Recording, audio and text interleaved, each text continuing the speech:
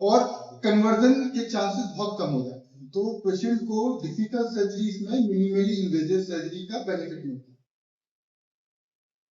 अभी मैं बस जल्दी जल्दी से बताऊंगा, खाना भी हमारा वेट कर रहा है, सबको भूख लग रही है, क्या क्या डिजीज हम ट्रीट कर रहे हैं। तो प्लूरल कैविटी जो होती है, ये लंग और चेस्ट वॉल के बीच में जो स्पेस होती है उसको प्लूरल कैविटी बोलते हैं। तो इसमें कोई भी फ्लूइड आ जाए, चाहे पस आ जाए, इसके कई कारण हैं, चाहे हवा भर जाए वहां पे, चाहे ब्लड आ जाए, चाहे फॉरेन बॉडी वहां पे चली जाए, जैसे बुलेट वगैरह है, ये काइलोथोरैक्स, ये तो बहुत ही रेयर चीज है।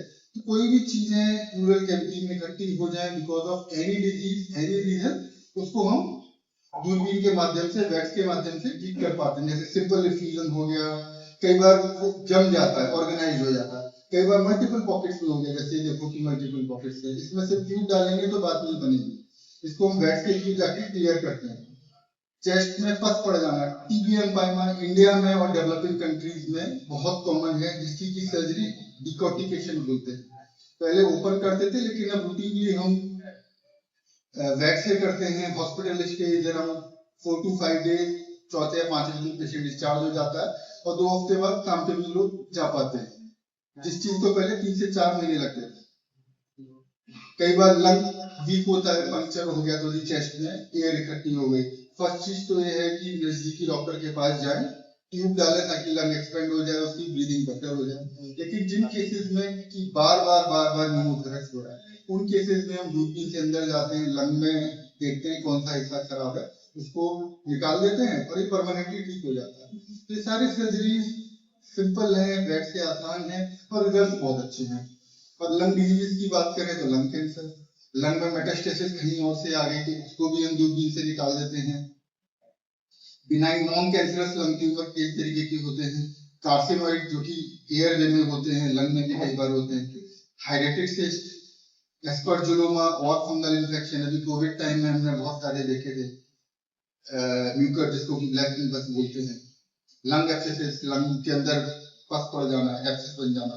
ब्रोंकिटिस, ये इराक में और में काफी कॉमन है, फैमिलियल टेंडेंसी है वहां पे। तो पूरी फैमिली में कई कई बच्चे आते हैं एक साथ ही इनकी इलनेस है। लंग सिस्ट, लंग में बुल्ला जिससे की वजह से न्यूमोथोरैक्स हो जाए। काफी स्मोकिंग की वजह से लंग्स वीक हो जाते हैं, सीओपीडी एम्फीसीमा हो जाता है, तो उसमें भी ये सारी की सारी सर्जरीज की जाती हैं। थोरेसिक सर्जन करते हैं और ये सारी मिनिमल इन्वेजिव यानी वैक्स और रोबोटिक्स से होती है। अब मैं कुछ कुछ इमेजेस दिखाता हूँ, आपने देखे होंगे। हाइड्रेटेड सिस्ट है, ये सीआईए कंट्रीज में काफी पेशेंट्स वहां से आते हैं। डिस्ट्रॉयड लंग, ट्यूबरकुलोसिस या किसी और बीमारी की वजह से लंग डिस्ट्रॉय हो जाता है, तो ये ब्लीडिंग होती है, खांसी में खून आना, बार बार इन्फेक्शन होना, वेट लूज हो जाना, तो इसका सर्जरी करके आप दूरबीन से लंग निकाल के पेशेंट परमानेंटली क्योर हो जाते हैं। फंगल इन्फेक्शन की बात करें, एस्परजिलोमा, टीबी के बाद एस्परजिलोमा हो जाना या कोविड के बाद म्यूकर हो जाना, ये काफी कॉमन था और अभी भी काफी पेशेंट्स आते हैं जिनका की लोबेक्टमी या ल्यूमेनेक्टमी करके परमानेंटली क्योर हो जाते हैं। ब्रोंकिटिस, इंटरस्टिशियल लंग डिजीज का परमानेंट ट्रीटमेंट तो ट्रांसप्लांट है, लेकिन कई बार काफी हद तक इन डिजीज का जो आईएलडी क्यों है, उसके लिए अगर हम वैक्स से लंग बायोप्सी करें तो 100% आंसर मिल जाता है and then we can treat them and most of the time वो मैनेज हो जाते हैं दवाओं से, बशर्ते हमें ये पता चल जाए कि आईएलडी का कारण क्या है और इस टाइप की आईएलडी। सीओपीडी एम्फीसीमा में लंग काफी सारे सिस्ट बन जाते हैं, तो उसका लंग वॉल्यूम रिडक्शन सर्जरी होता है, काफी अच्छा रिजल्ट है। ओपन सर्जरी ये पेशेंट बर्दाश्त नहीं कर पाते, जिनके केसेस में भी हम मिनिमली इन्वेजिव सर्जरी करें तो रिजल्ट बहुत अच्छे दिखते हैं। लंग में कहीं भी नोड्यूल हो किसी भी कारण से, उसका भी हम दूरबीन से सर्जरी कर पाते हैं। Lung cancer, early lung cancer में अगर सर्जरी कर दी जाए, चाहे वो वैक्स या रोबोट से, तो रिजल्ट बहुत अच्छा है। कई बार ये पेशेंट क्योर भी हो जाते हैं।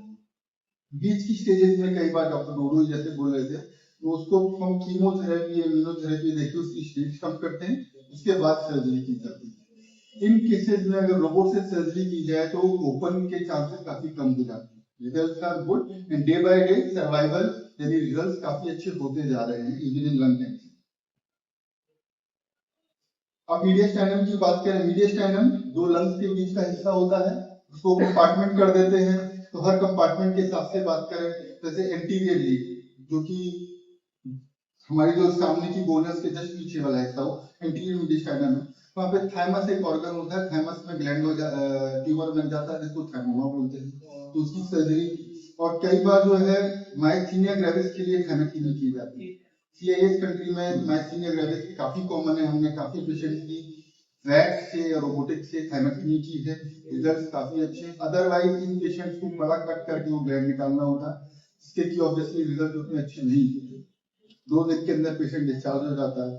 ट्यूमर अलग अलग लोकेशन पे हम देख रहे हैं, चेस्ट के एकदम एपेक्स में है, ये चेस्ट के पीछे वाले एस्पेक्ट में है, मिडिल मेडिस्टाइनम में जैसे हार्ट के पास ये सिस्ट है, ये एयरवे से हमारे ट्रेकिया से ये ट्यूमर निकला हुआ है, बिनाइन ट्यूमर है। सिर्फ खाने की नली में इसोफेगस से डुप्लीकेशन सिस्ट आप देखिए, ये सारी सर्जरीज, ये बिनाइन ट्यूमर है, लियोमायोमा, ये सारी सर्जरीज वैक्स और रोबोट से बहुत अच्छे से होती हैं, बहुत अच्छे रिजल्ट, 2 या 3 दिन में पेशेंट डिस्चार्ज हो जाते हैं। इसोफेजियल कैंसर, सांस की नली में कई बार लंबे समय तक लोग वेंटिलेटर पे रहते हैं, उसके बाद नली जो है सिकुड़ जाती है। उसके लिए नॉर्मली क्या है, बार बार डायलिटेशन करते हैं, फिर सिकुड़ जाती है। बेस्ट है कि उस तरह से वो कट करके दोबारा जोड़ दिया जाए, परमानेंटली ठीक हो जाते हैं। ज्यादातर ये पेशेंट यंग होते हैं और बार बार डायलिटेशन कराना कॉम्प्लिकेशन डिफिकल्ट है। बेस्ट है अर्ली स्टेज में तुरंत इनकी सर्जरी कर दी जाए, परमानेंटली ठीक हो जाते हैं।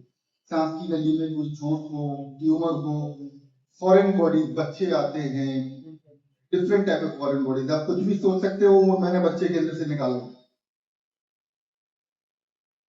जैसे आप देख सकते हैं अलग अलग टाइप की foreign body, coin, nail, ear ring, pen cap, anything. Chest wall से पस आ जाना, तो यूजुअली अंदर तक कनेक्टेड होता है, इसका जड़ तक इसकी पहुंचना होता है, उसको तब निकालेंगे, तब ये परमानेंटली ठीक होते हैं। चेस्ट वॉल ट्यूमर्स, चाहे वो स्टर्नम से ट्यूमर आ रहा हो, रिब से आ रहा हो, सॉफ्ट टिश्यू से आ रहा हो, इन सब का भी सर्जरी करके निकाल देना ही एक परमानेंट इलाज। ये रिब ट्यूमर आप देख रहे हैं, ये रिब ट्यूमर जो सेकेंडरी से आ रहा है, इसको हमने रोबोटिकली किया था, इसके लिए बड़ा चीरा देने की जरूरत नहीं थी, अंदर से रोबोट के हमने इसको निकाल दिया। रिब फ्रैक्चर्स में पहले टाइम में कहते थे कि पेशेंट वेंटिलेटर पे है तभी सर्जरी करनी है, लेकिन देखा गया है कि इस तरीके के फ्रैक्चर्स को अगर आप छोड़ दें तो टेढ़े मेढ़े वो जुड़ जाते हैं और लॉन्ग टर्म पेन रहती है। तो इसको अच्छे से डिफेक्ट करके अब तो डेडिकेटेड प्लेट्स आ गई हैं, रिजल्ट्स बहुत अच्छे हैं, नॉर्मल शेप में हड्डियां वापस जुड़ती हैं, लॉन्ग टर्म पेन नहीं होता। इनफैक्ट सर्जरी के बाद पेन कंट्रोल इनका बहुत अच्छा होता है, हमें हार्डली इनको दर्द की दवा नहीं देनी। स्टर्नम फ्रैक्चर, इसकी भी प्लेटिंग के बहुत अच्छे रिजल्ट है। बुलेट्स, फॉरेन बॉडीज चेस्ट में किसी भी लोकेशन पे हो, जैसे एकदम सेंटर में था, ये इस बोन के नीचे है, ये सारे सर्जरीज काफी हद तक दूरबीन से निकालना पॉसिबल है। चेस्ट इंजरीज, डायफ्राम, ये मसल होती है बिटवीन द चेस्ट और पेट के बीच में, इसमें कई बार होल हो जाता है या वीक पड़ जाता है, तो उसकी वजह से ब्रेथलेसनेस हो जाती है। अब आप ये देखिए कि ये लेफ्ट डायफ्राम अप है, इसने इस लेफ्ट लंग को कोलैप्स कर दिया, पेशेंट को ब्रीदिंग डिफिकल्टी होती है, उसको रोबोट से या बेड से जाके स्टिच लगा के वापस नीचे ले आइए, इमीडिएटली इनकी ब्रीदिंग बेटर हो जाती है। अदरवाइज ये लोग सालों साल स्ट्रगल करते रहते हैं। डिफॉर्मिटीज, चेस्ट वॉल चाहे अंदर धसी हुई हो, जिसको एक्सकैवेटर कहते हैं, या बाहर निकली हुई हो, ये कई बार एसिमेट्रिकल होते हैं ज्यादातर केस में। इसमें भी पहले टाइम में ओपन सर्जरी करते थे, लेकिन अब ये भी दूरबीन से पॉसिबल है, काफी अच्छा हार्डवेयर है। साइड से हम जाते हैं, मेटल प्लेट डालते हैं, रॉड्स, और उससे इसको दबा के उठा सकते हैं।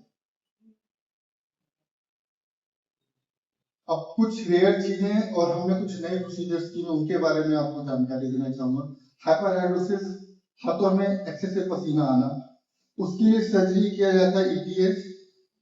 हम लोगों ने टेक्निक मॉडिफाई किया है, नॉर्मल वे में अगर ईटीएस करें तो उसके साइड इफेक्ट बहुत ज्यादा होते हैं।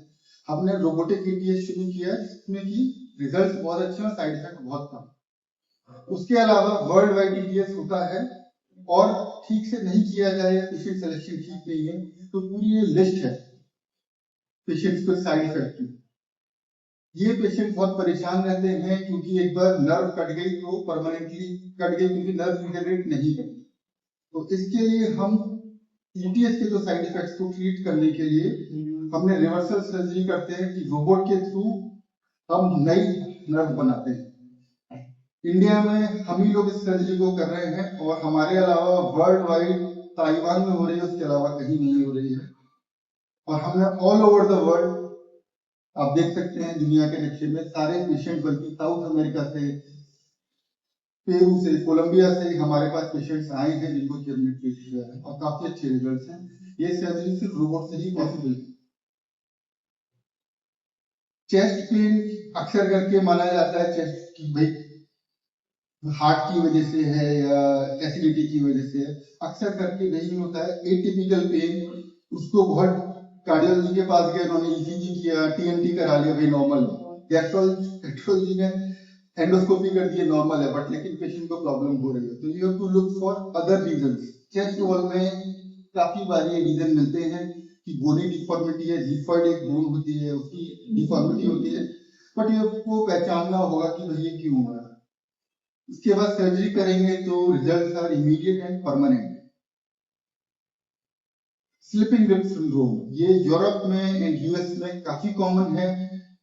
क्या होता है कि ये जो टिश्यूज हैं, चोट लगने की वजह से या कई बार वो फ्लेक्सिबल होते हैं, तो एक रिब दूसरी रिब के ऊपर स्लिप करती रहती है, इसलिए उसका नाम है स्लिपिंग डिस्क सिंड्रोम, और उस नर्व को हिट करती है। तो ये पेशेंट्स कई बार तो अनडायग्नोज रहते हैं। इंपॉर्टेंट चीज है कि डायग्नोसिस बनाई जाए और उसको ठीक तरीके से फिक्स किया जाए। तो ये भी न्यू प्रोसीजर है इंडिया में, मुझे नहीं लगता कोई और हो रही है, and the results are very good and disease load काफी ज्यादा है। इंपॉर्टेंट चीज ये है कि ये रिकॉग्नाइज नहीं की जाती, इसको रिकॉग्नाइज करें, टाइमली राइट ट्रीटमेंट करेंगे तो रिजल्ट्स आर वेरी गुड। एक और एटिपिकल चीज है rib remodelling.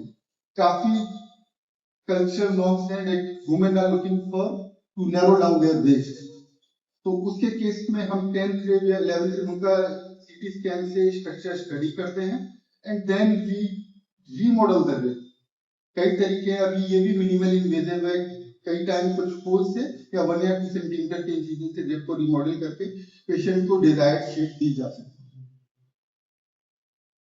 I work in a team, हमारे कोई भी चेस्ट का इश्यू हो, चाहे हार्ट का हो, कार्डियोथोरेसिक सेंटर में मैं काम करता हूं, तो हमारा मल्टीडिसिप्लिनरी टीम अप्रोच है। ऐसा नहीं है सब कुछ मुझे ही करना है, जिस भी स्पेशलिस्ट की रिक्वायरमेंट है हम साथ मिलकर काम करते हैं। चेस्ट रिलेटेड कोई भी इशू हो, we are a comprehensive centre dedicatedly, we are doing all kind of chest surgery as a team. Thank you.